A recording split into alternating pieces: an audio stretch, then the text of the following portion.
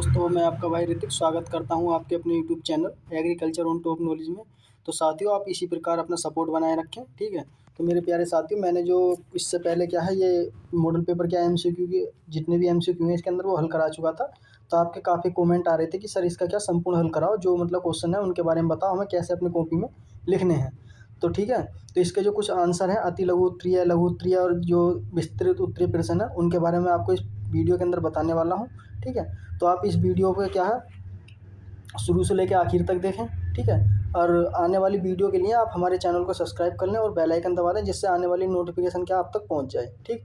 अगर आप हमारे चैनल पर पहली बार विजिट कर रहे हैं तो आप हमारे चैनल को सब्सक्राइब करें और अपने दोस्तों तक ज़्यादा से ज़्यादा शेयर करें, ठीक है। तो दोस्तों, सबसे पहले जो मैंने ये एमसीक्यू क्या आपको सबके लिए क्या करा चुका था, ठीक।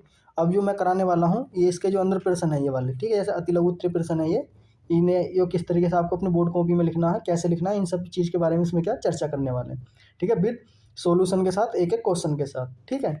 जितने भी ये क्वेश्चन है इसके अंदर लघु उत्तरीय और दीर्घ उत्तरीय प्रश्न, ठीक है, ये सारे क्या हल करेंगे बिल्कुल, ठीक। तो इसलिए आप क्या है वीडियो में लास्ट तक बने रहें, ठीक।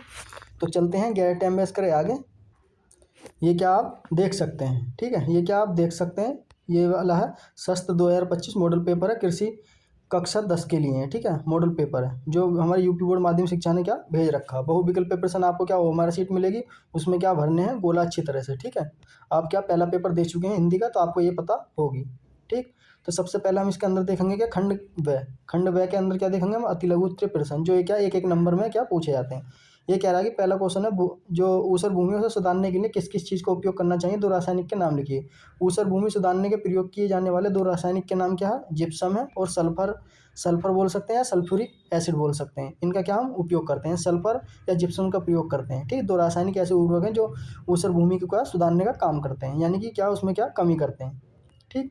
क्वेश्चन नंबर 2 कह रहा है, क्वेश्चन नंबर 2 कह रहे हैं मृदा के जो जलीय कटाव को रोकने के लिए हमें क्या करना चाहिए। उसके दो उपाय लिखने हैं, यानी कि सीढ़ीदार हमें खेती करनी चाहिए, वनों का क्या रोपण करना चाहिए। वनों का रोपण करेंगे, उनकी जो जड़ होंगी वो क्या हमारे मिट्टी कटाव को रोकती हैं, ठीक है। ये क्या हमारे उपाय हैं जलीय कटाव को रोकने के लिए, यानी कि मिट्टी को रोकने के लिए। बात करते हैं क्षण अवरोधी फसलों के नाम लिखिए, यानी कि क्षण अवरोधी का मतलब होता है मिट्टी कटाव को रोकती हैं, वो कौन कौन सी फसलें हैं। घास, सबसे पहले एक घास बोल सकते हैं, नेपियर घास और लेमन ग्रास। आपने क्या है जो हमारा खेल वाला ग्राउंड होता है उसमें क्या देखी होंगी, ठीक है। और जो तिलहनी फसलें होती हैं, ठीक है, जैसे लेग्यूम वाली फसलें होती हैं, कुछ मूंगफली है, सोयाबीन है, जो हमारी ज़्यादातर दाल वाली फसलें होती हैं वो सब क्या है इसमें काम करती हैं, इनकी मिट्टी रोकने का कटाव के काम करती हैं, ठीक। क्वेश्चन नंबर 14 कह रहा है कि बिला विधि से सिंचाई किन किन फल वाले पौधे वृक्षों में की जाती है। तो अनार है, आम है, अमरूद है, कई सारे प्लांटों में क्या जितने भी हमारे फल हैं ज़्यादातर क्या की जाती है। बिले का मतलब होता है ड्रिप इरीगेशन, ठीक है। किन किन फसलों में की जाती है, आप अपनी मर्जी से क्या लिख सकते हैं जो भी आपको याद आए, ठीक। बात करते हैं डाई अमोनियम फास्फेट, यानी कि नाइट्रोजन और फास्फोरस की मात्रा कितनी होती है। इनकी डीएपी जो होता है आपने नाम काफ़ी सुना होगा, इसमें नाइट्रोजन की मात्रा कितनी होती है, ये आपको क्या 18% मिलेगी और फास्फोरस कितनी मिलेगी 46% मिलेगी, ठीक है। कितनी 46% मिलेगी, ठीक। अब क्वेश्चन नंबर 5 में कह रहा है पौधों को भूमि से प्राप्त होने वाले दो पोषक तत्वों के नाम लिखिए, यानी कि पौधों को हमें भूमि से कौन कौन से ऐसे पोषक तत्व हैं जो प्राप्त हो जाते हैं, ठीक है। अगर हमें देने की उनकी आवश्यकता नहीं है तो वो कौन कौन से हैं। पौधों को भूमि से प्राप्त होने वाले दो पोषक तत्व के नाम पोटेशियम, कैल्शियम और मैग्नीशियम। मैंने इसमें क्या 3 लिख रखे हैं, 3 में से आपको क्या 2 के नाम अच्छी तरह से पता होने चाहिए, ठीक। एक बात और बता दूं, आपके पास ब्लैक स्केच और स्केल भी क्या होना चाहिए, जिसे बोलते हैं पेमेंट्री, क्योंकि ये अंडरलाइन करने के लिए इस तरीके से क्या होना चाहिए, क्योंकि इससे अगर आप करते हो तो अच्छे नंबर आपकी मिलने की संभावना रहती है हर क्वेश्चन के बाद, ठीक।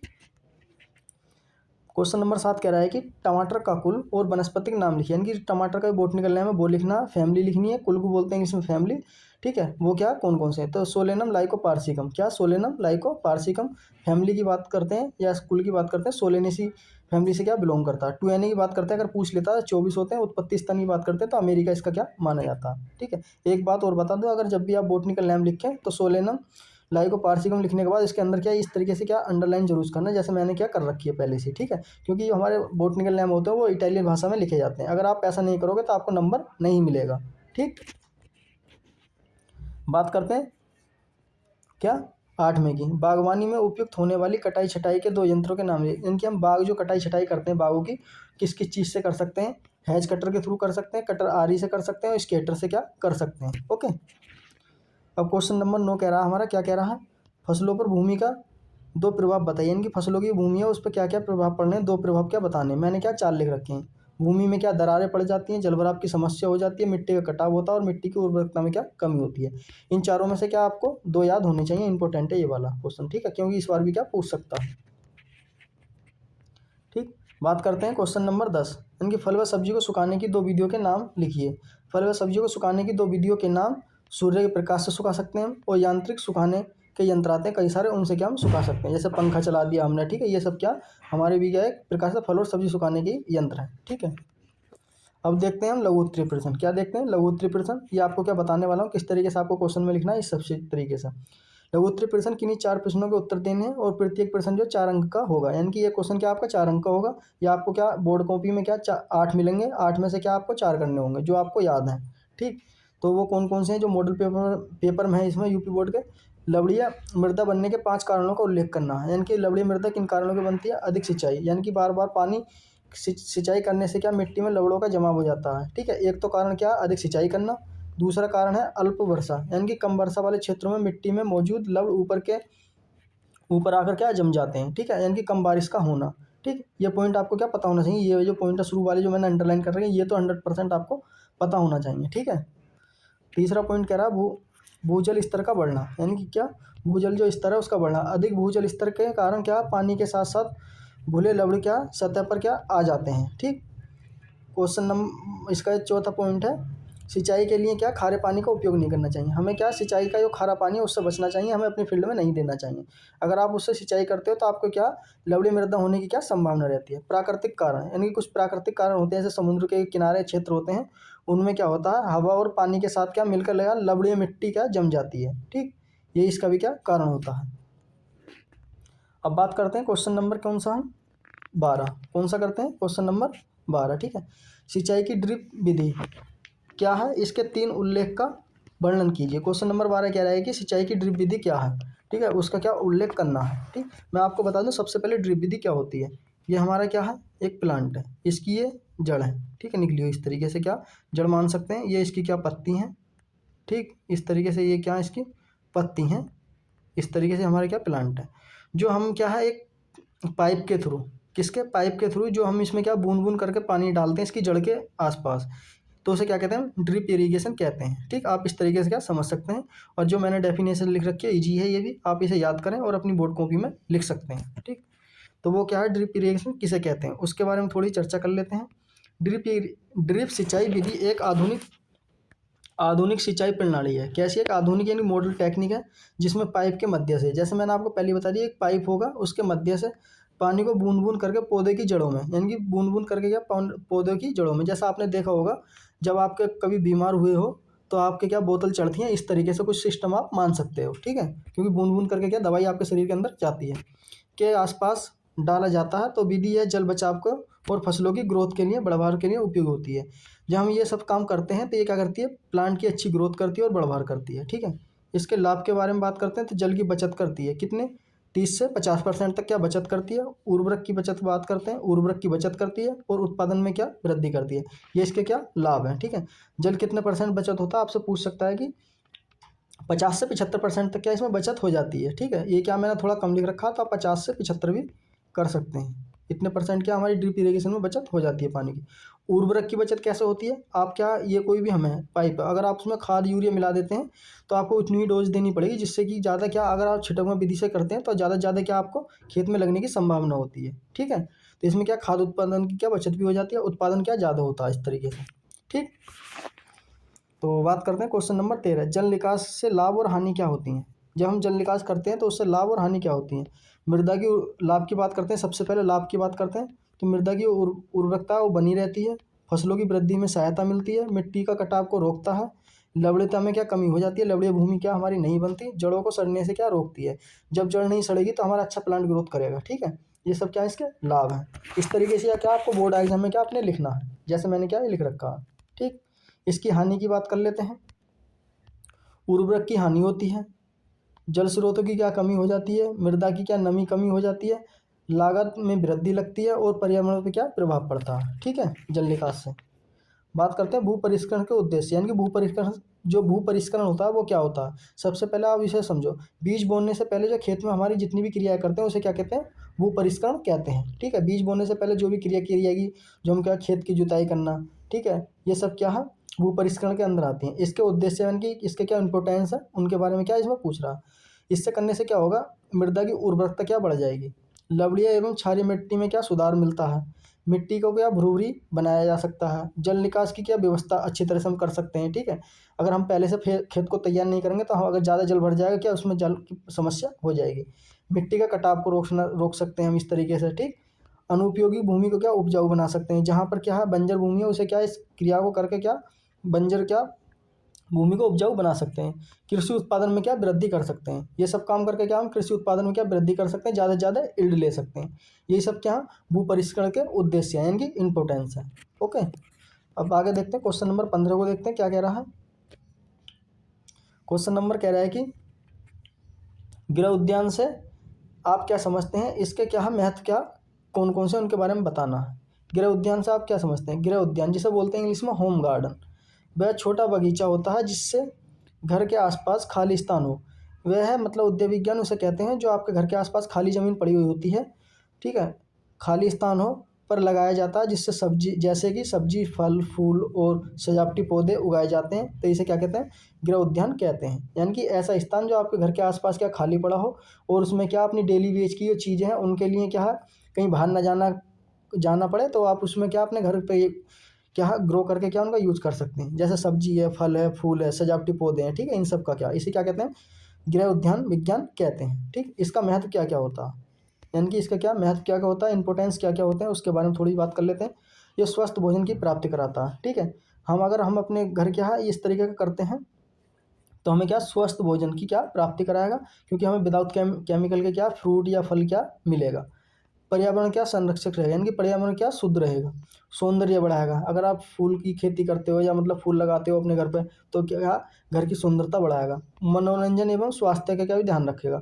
अगर आपने क्या अपने घर में गुलाब का प्लांट लगा लिया, ठीक है, गुलाब का प्लांट लगा लिया तो आपको क्या अपनी तरफ आकर्षित करता है, तो उससे क्या आपका स्वास्थ्य में कोई दिक्कत है, बीमारी है, तो आपको एकदम उसके देख के क्या हंसी चेहरे पर आ जाती है, यार कितना अच्छा फूल है, इस तरीके से सोच के। ठीक, आर्थिक बचत, आपको क्या है अगर आप ये काम करते हैं तो आपकी आर्थिक बचत किस तरीके से होगी, क्योंकि आपको मार्केट नहीं जाना पड़ेगा, मार्केट से आपको क्या सब्जी नहीं लानी पड़ेगी।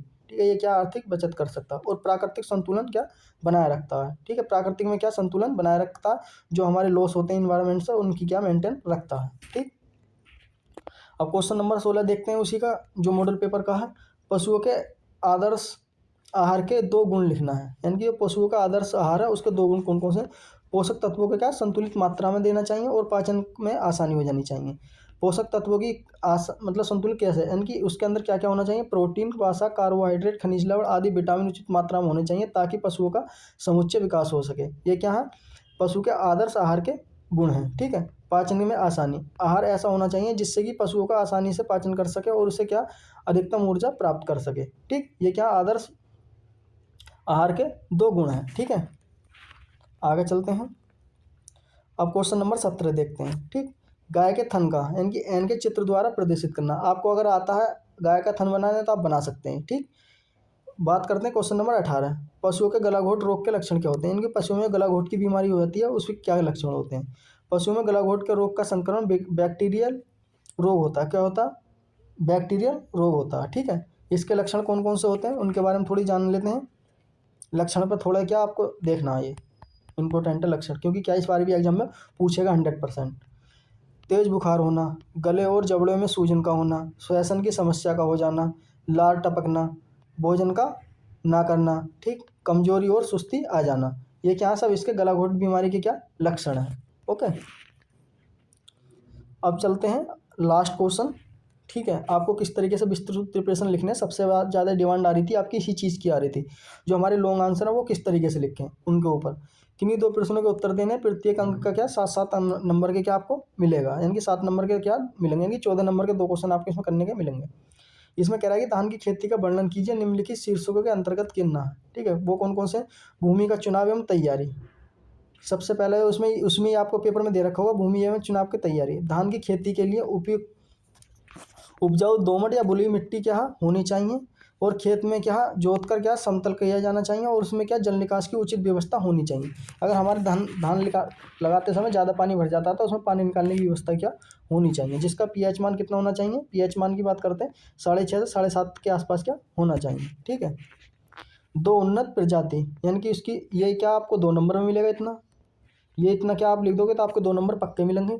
2 उन्नत प्रजाति, धान की 2 उन्नत प्रजाति कौन कौन सी हैं, स्वर्णा है, और क्या सरोजू है, बामन है, और जया है। ये क्या मैंने 3 वैरायटी इसकी लिख रखी है, इंपॉर्टेंट है, आप यही याद कर सकते हैं। ठीक है। आपको इसकी जगह क्या गेहूं की भी दे सकता है। ठीक है। इस मॉडल पेपर में ऐसे धान की दे रखी है तो आपको क्या गेहूं की दे सकता है। ठीक, या धान की भी दे सकता है, आप इसलिए क्या देख सकते हैं इसे। जो भी कल्टीवेशन है बिल्कुल इसी पैटर्न में क्या आपको लिखनी है अपने एग्जाम में। ठीक है। ज़्यादा कुछ नहीं करना, ये आपको क्या 1 नंबर का पॉइंट मिलेगा इतना। ठीक। बात करते हैं बुवाई का समय, अंतराल तथा बीज दर क्या होती है। बुवाई का समय कब करते हैं, जून से लेकर जुलाई में क्या हम धान लगा देते हैं। जो हमारा जून जुलाई का महीना होता है उसमें क्या हम धान लगाते हैं। बीज की मात्रा विधि पर निर्भर करती है, आप किस तरीके से बीज क्यों बो रहे हैं। जैसे मैंने क्या ले रखा है, छिटकवा विधि 80 से 100 kg पर हेक्टेयर की रिक्वायरमेंट होती है। जो ड्रिबलिंग होती है उससे 60 से kg पर हेक्टेयर होती है। जो संकर किस्में होती है, हाइब्रिड जिन्हें बोलते हैं वैरायटी, उन्हें 15 से 20 kg पर हेक्टेयर की रिक्वायरमेंट होती है। जो डैपोक विधि होती है जिसमें क्या हम नर्सरी तैयार करते हैं, तो कितनी 1.5 से 3 kg के आसपास क्या होती है। ठीक। बात करते हैं क्वेश्चन नंबर 10। ठीक है। इसके इस तरीके से क्वेश्चन आपको क्या मिलेगा। ठीक, ये कितने नंबर का मिलेगा, ये भी हमारा 1 नंबर का मिलेगा। ठीक। खाद एवं उर्वरक प्रति हेक्टेयर, यानी कि कितना गोबर की खाद कितने 20 से 25 कुंटल क्या दे सकते हैं, या टन टन क्या हम दे सकते हैं। ठीक है। एनपीके की बात करते हैं 120 60 40 केजी पर हेक्टेयर के हिसाब से क्या दे सकते हैं धान में। ठीक।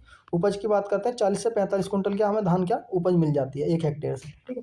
अगर आपसे कोई भी कल्टीवेशन पूछेगा तो आपको क्या बिल्कुल इसी तरीके से क्या लिखनी है मेरे प्यारे साथियों, जैसे मैंने क्या ये लिख किया। ठीक है।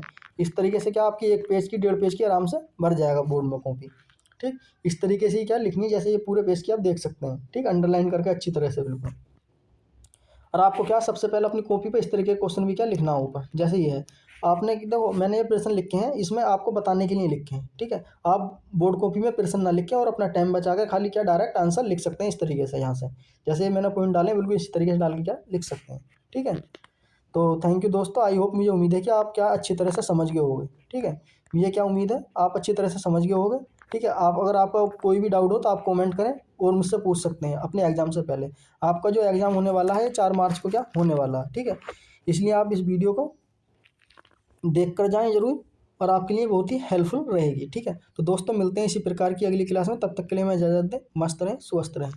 धन्यवाद।